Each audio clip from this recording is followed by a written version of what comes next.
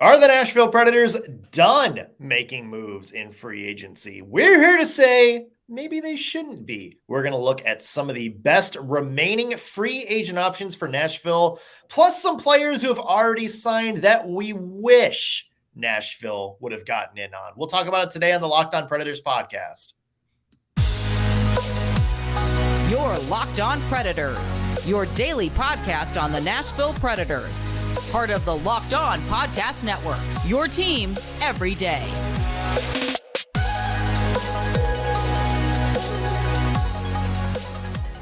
Thank you for making the Locked On Predators podcast your first listen of the day every single day. We are your free daily Nashville Predators podcast, part of the Locked On Podcast Network, your team every day. As always, want to give a special how do you do tip of the cap to our loyal Locked On Pred heads, the everydayers who tune into every single show. We love you guys and we appreciate the support that you guys give us. I'm Nick Morgan. I am a writer at Penalty Box Radio and I have a partner in crime. You do. I'm Ann Kimmel. I am a writer at InsideThePreds.com. Should have said a partner in crime who I hope just turned into a Justified fan. I know. Now I'm intrigued. I just finished rewatching Sweet Magnolias on Netflix. So maybe it's time to do a little Justified. I'm thinking very different genres, though. Yeah, sweet. That's Steel Magnolias. These are two very different things. There's two very different Magnolias. Have you seen Steel Magnolias? No. I know the gist of it. Isn't it really sad? Look, life is not all sunshine and roses. Sometimes you need to watch Dolly Parton and this amazing cast work through some hard things. You need to watch that. Bump that even above Pretty Woman on your list. There's something else you told me to bump above Pretty Woman the other day. I did. What was it? It was just the other day I told you. Oh, I can't remember what it was.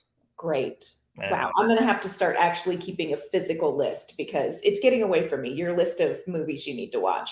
Yeah. How about hockey? Let's talk about that, shall we? There you go. Yeah. So, of course, the Predators more active in free agency than we thought they were going to be initially. So with that in mind, we are going to be looking at the best free agent options remaining for the Nashville Predators, including a big swing and wants us to take. I won't spoil it, but his name rhymes with Vladimir Tarasenko. And we'll get it off that. Well, stay tuned. Plus, we're also going to go through and talk about players who signed elsewhere that we wish the Predators had been in on. So lots of fun stuff. But first, let's talk about this remaining free agent pool. And let's start with this. We'll talk about your big swing in a second, but are you surprised at some of the names still out there? I am a little bit surprised, but so much about this entire free agency has been a surprise to me as it relates to the Nashville Predators, but just in general. It has been really interesting. We had talked about on yesterday's show, which for the record, we had to record Sunday. So when we missed the big trade, it's because we were ahead of time. So you're welcome, Red Wings fans, for talking about how the Alex DeBrincat deal hadn't been done yet. Right. So just so you know, we are up to speed on a lot of things. We just weren't in the right place. But I'm amazed how many deals like Alex DeBrincat have taken so much time. And just in the big picture of the NHL. But I also have to say, I'm very surprised about the free agency moves that Barry Trotz has made. Like, I don't know that I saw it coming that he was going to sign somebody like Ryan O'Reilly. Not that I'm opposed to it, but I think the trajectory of the Predators in everybody's mind looked a little different than signing Riley O'Reilly, Luke Schenn, Gustav Nyquist, and maybe other guys. We don't know yet. So a lot about free agency has kind of confused me. Yeah, I mean, there's some pretty decent names out there. Obviously, Patrick Kane, We don't know what's going on with that. We heard whispers that that he may take up until training camp, or maybe be like one of those like mid-season signing kind of guys. Jonathan Tay is obviously still out there.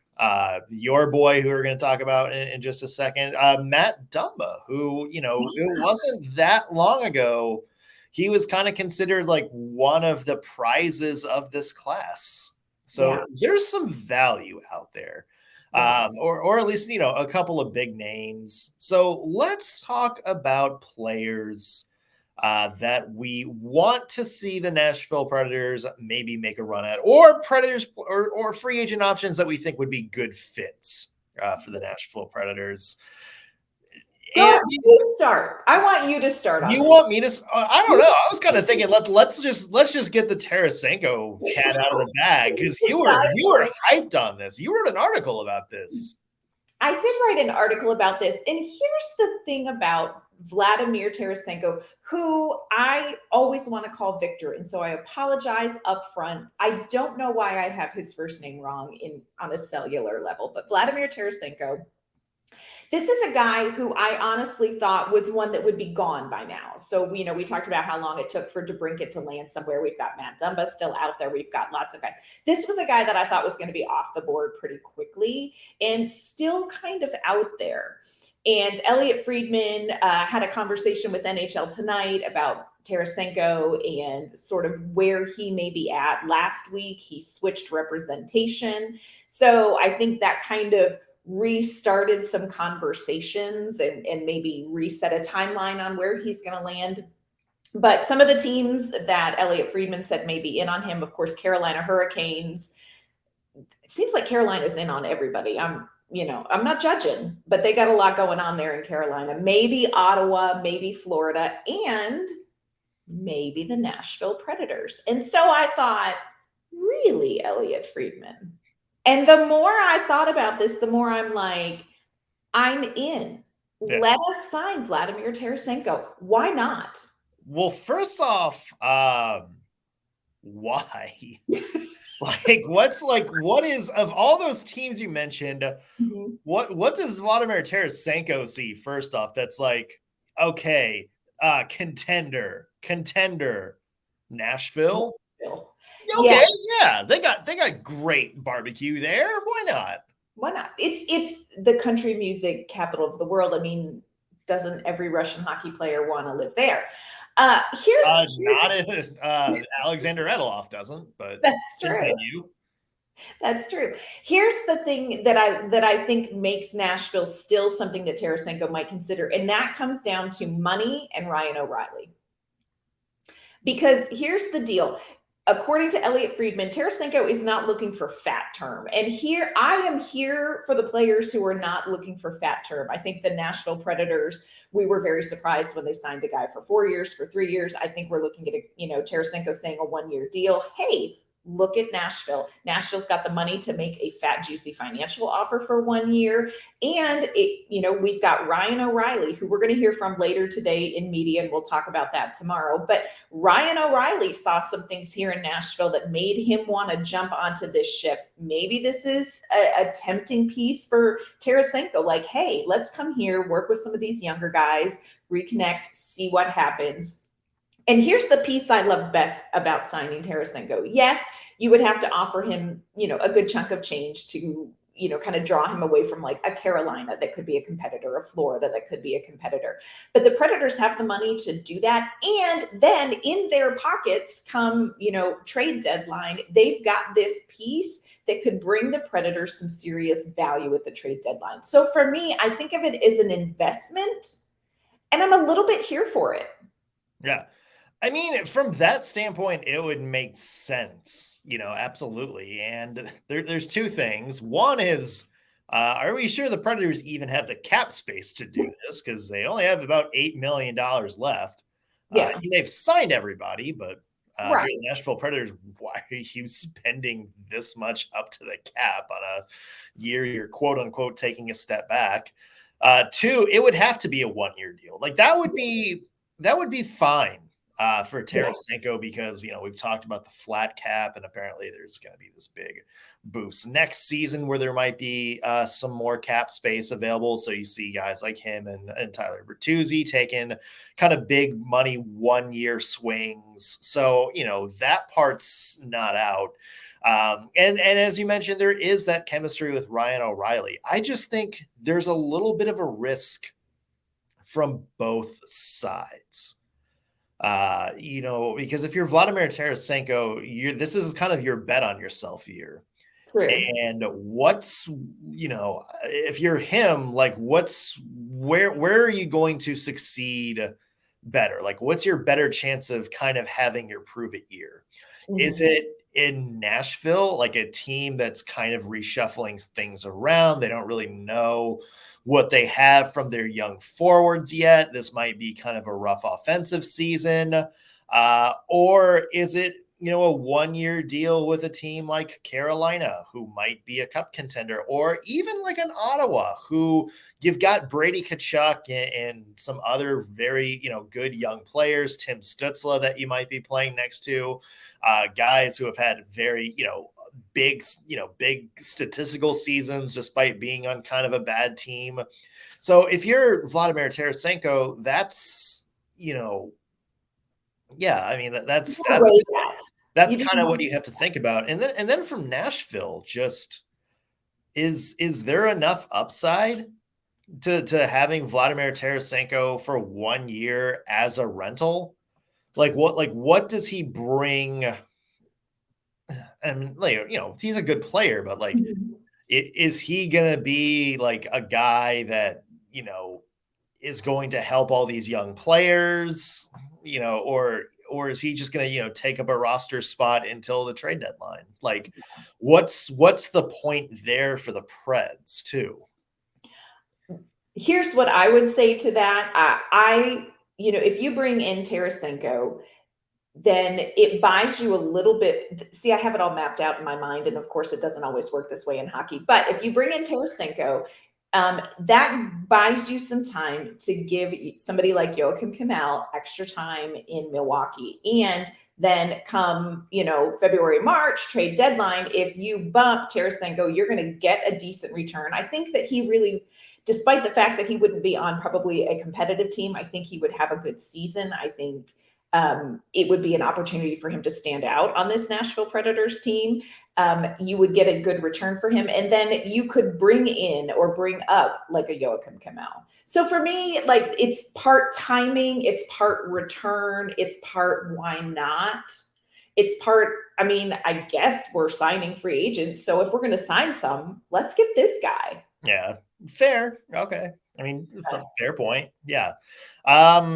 We'll see if there's anything more to talk about Tarasenko. We're going to take a break in just a second, plus a couple of value fits that both of us think might be a good fit for the Nashville Predators, and players who signed elsewhere that we wish the Nashville Predators would have been in on. Coming up in just 1 second, but first, I want to mention today's episode brought to you by FanDuel Sportsbook. Tonight is Major League Baseball's All-Star Game, and it is the perfect time to get started on FanDuel because you get 10 times your first bet amount in bonus bets up to $200.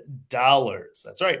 Just bet $20 and you'll land $200 in bonus bets, win or lose. That's $200 extra you can spend on betting everything from tonight's money line to over under how many runs are going to be scored to who you think is going to get the first home run of tonight's All-Star Game. And that's all in an app that's safe, secure, and super easy to use. Plus, best part about FanDuel, when you win, you can get paid instantly. That's why there's no better place to bet on Major League Baseball than FanDuel, America's #1 sportsbook. So sign up today and visit FanDuel.com/lockedon to get up to $200 in bonus bets. Again, FanDuel.com/lockedon. FanDuel, official partner of Major League Baseball. All right, and one more thing on Tarasenko, and that is just the injury concerns as well. Because you talked about maybe, the best bet is, 1-year deal. He plays well enough that he is a deadline piece of the Predators can get some. The downside is he's injured, he's struggling. Anything like that, we know he's had some injury issues. He just can't recreate that old magic for whatever reason. And then if you're the Nashville Predators, you're looking at the end of it going, well, what was that all for? Yeah. And I think Vladimir Tarasenko probably also looks at that and says, well, what is all that for? Yeah. So it'll be interesting to see, like, apparently, according to Elliotte Friedman, like, the Preds name is still out there. They're in, they're out, they're in, they're out. You know, it's a middle school romance unfolding before our very eyes, friends. Yeah. So we'll see if anything comes on that. And let's talk about some other value free agents that might be a good fit for the Nashville Predators. I want to talk about a guy who I think you love this name too. This is a guy who his name has kind of been bounced in and around. His had kind of a weird history around the NHL, but he is a guy that last year played very well with some very good talent. Thomas Tatar. Yes. Now, this is a player that I could get behind. This is a player that I think Preds fans back a few years ago when Tatar was first on the market and the Preds were right there in the contendership. A lot of people were salivating over the possibility he wound up going to Vegas for first and second and third.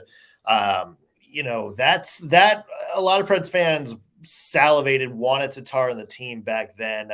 Different place in his career now, 32 years old, a little bit older.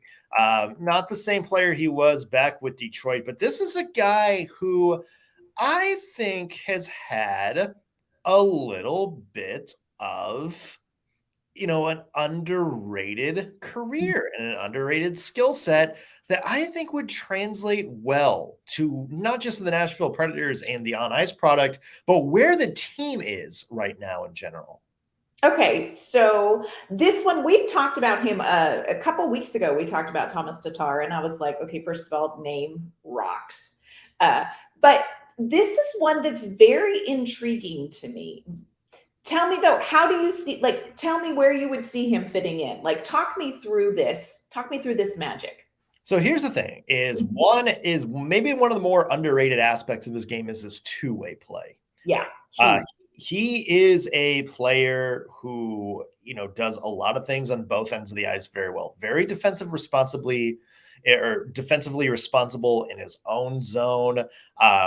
He can be used as a penalty killer if needed. He's got, enough speed and skill, to really hone in on the transition game. He does a lot of stuff like that very well.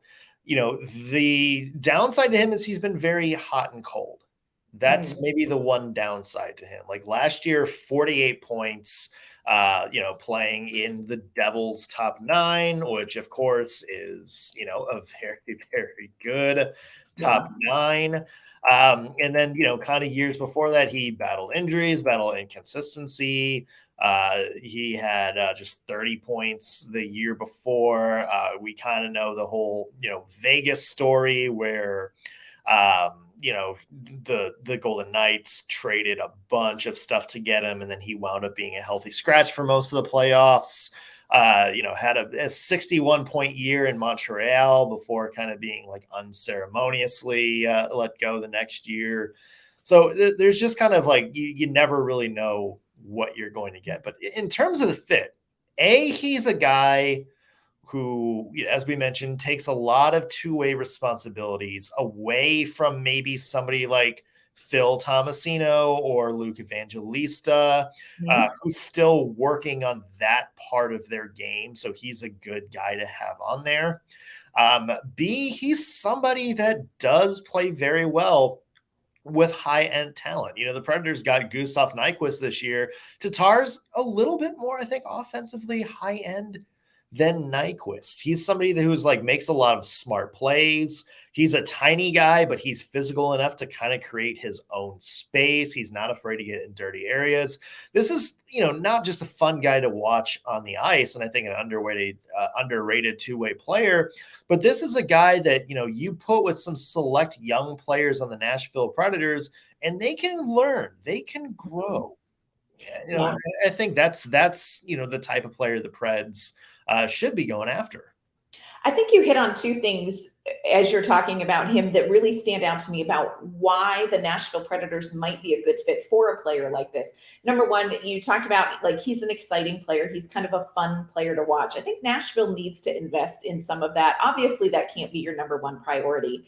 But Barry Trotz has talked about like, let's get some players that get people out of seats. I'm not saying that he's the next Trevor Zegras or, that kind of like high level, people are going to buy tickets just to see him. But he's also 32 years old. So 32-year-olds, hockey age. I get it. It's hockey age.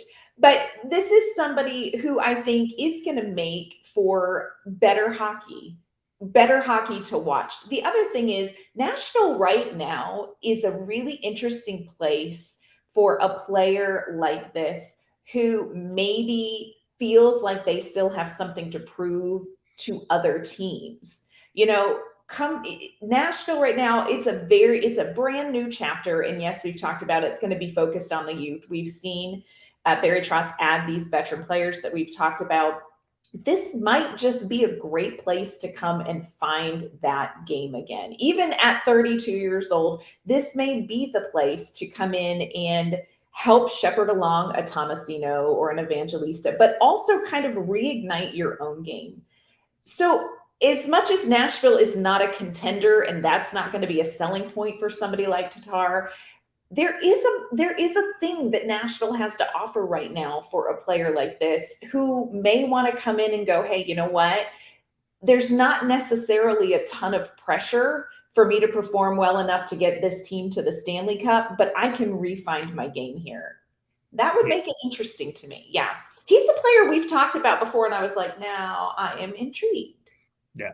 And as somebody, as we saw in New Jersey, he's somebody that does play well with young talent, can kind of help them do some stuff that helps highlight their game. He's a very complimentary type of player. So, yeah, I mean, if you were to pick one for me, Tatar is the guy that makes sense, especially as you're trying to fill out the middle of that lineup and maybe pushing some guys like Cody Glass, like Tommy Novak, maybe up into more of like the prime scoring role.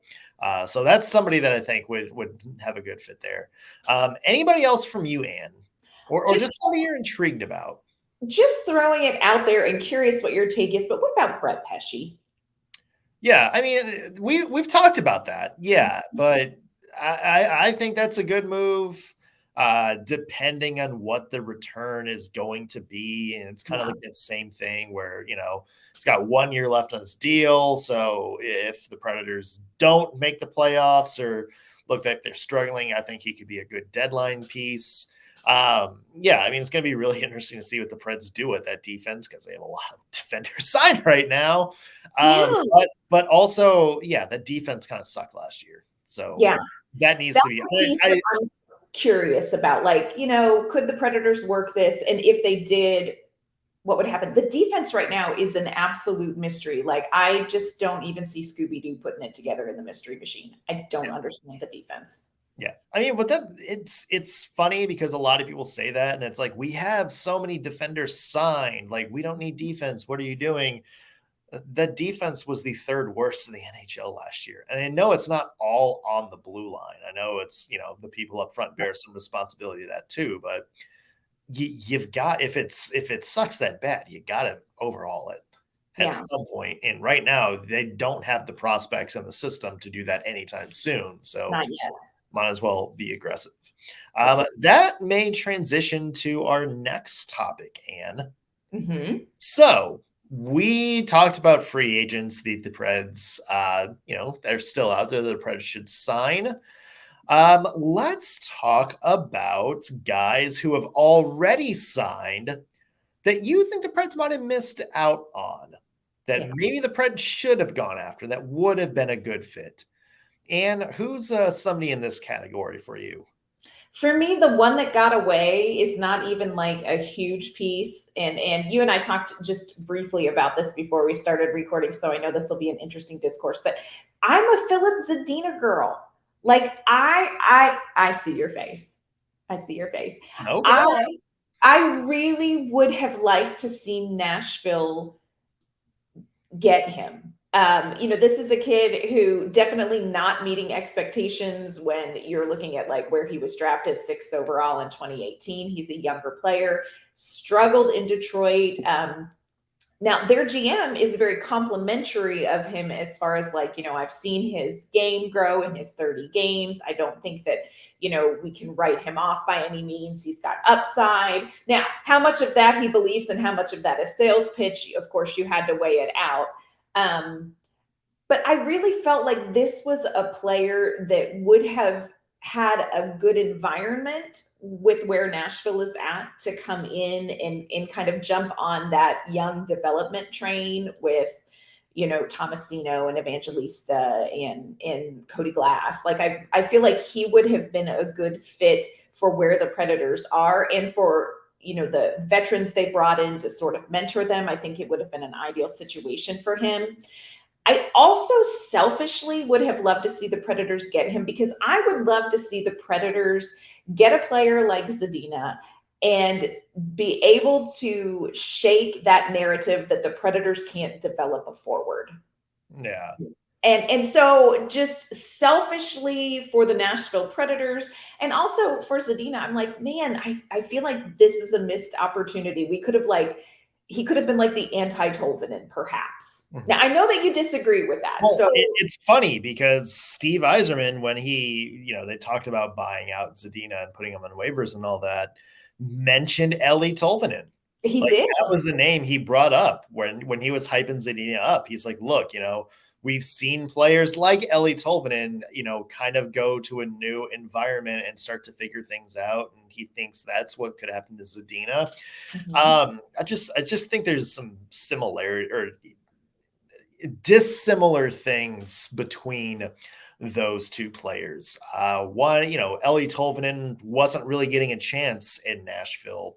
Philip Zadina got a lot of chances in Detroit. And I know there's some things that kind of derailed his growth, like, the whole pandemic. He had a couple of, bad injuries. It just hasn't gone well for him, but he just never really looked like he was going to make that type of impact. Does have a great shot.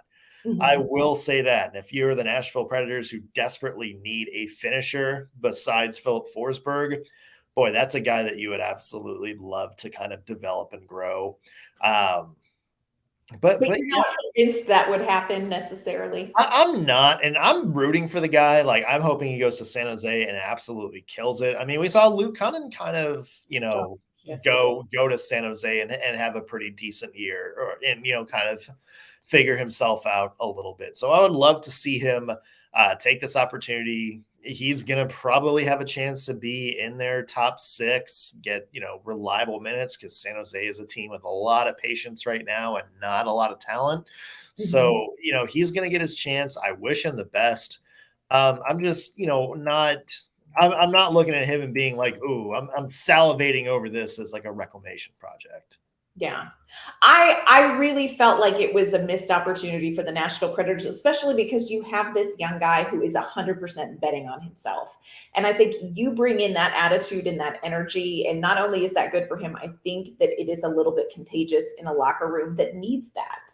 And probably has that with Cody Glass and Tomasino and Evangelista. Like, I felt like that would have been a good addition piece. But here we are. Good luck, JD Young. Thanks for nothing. Yeah. Let us know how it goes, JD. That's right. What about who is your man I wish? Look, if you're going to be spending this money, if you're Barry Trotz and you're going to be throwing money around, why not get it? Why not try to lock in a player who is going to help your defense long term? And I would have loved Ryan Graves in Nashville. Interesting. This is a solid player. And that's basically what Ryan Graves is he's just a solid player. Somebody that the Predators don't really have a lot of on defense. Like, this is a guy who, he's known as a defensive first guy, very defensively responsible, pretty much, one of the Devils' main penalty killers. One of the first guys on the ice whenever the Devils needed a big defensive stop. He kind of had that reputation in Colorado too. Just like an overall solid defender, somebody that you can like maybe put on your second pair, elevate maybe to the top line if somebody is hurt or you have kind of the right number one defenseman to play with him. I really see that kind of player in Ryan Graves. And I looked and it's like, this guy would have been a perfect younger long-term fit for somebody like Matthias Ekholm, because there's kind of a void in the middle of that Preds defense, especially on that left side. And because right now, the defensive depth chart on the left side is Roman Josi, Ryan McDonough, who struggled a little bit last year, and Jeremy Lauzon, who I don't think we know who Jeremy Lauzon really is. I think you're right. And if you're going to be throwing money around, like, this is a guy that you can plug in behind Roman Josi, put on the ice in critical defensive situations, but who is also good enough with the puck, who's also a good enough skater that he can kind of be a boost offensively too and help out in some of the offensive aspects of the game as well. So if the Preds are going to be throwing money around, I would have liked them to maybe invest in a player who's going to be around 5 years or so. Now, to be fair, that contract that he signed in Pittsburgh, 5 years, $4.5 million a year, and a no movement clause. That's a bit of a hefty price tag, but I would have loved to maybe see what happens there. Yeah, lots of interesting moves for a free agency that seemed like it was going to be pretty just average. It's been a really interesting free agency time. And again, we talked about it. Who knows? Are the Predators done? Who knows? And you could tell me anything, and I would be like, yeah, that's Barry Trotz. Yeah. Okay. Yeah. Lots to look forward to this offseason, friends. It is not over yet. And again, like, I'm traveling later this week, so we could sign a number of people. Yeah, there's always guaranteed to be something that happens on vacation. And where can people find your work? You can find my work online at InsideThePreds.com. You can find me on Twitter at ANK_Mama on Ice. You can find me at penaltyboxradio.com. Follow me on Twitter at _NSMorgan or Threads at just NSMorgan. That's going to do it for us on today's Locked on Predators podcast. Thank you so much for making us your first listen of the day. Back tomorrow with another all-new episode. We'll see you then.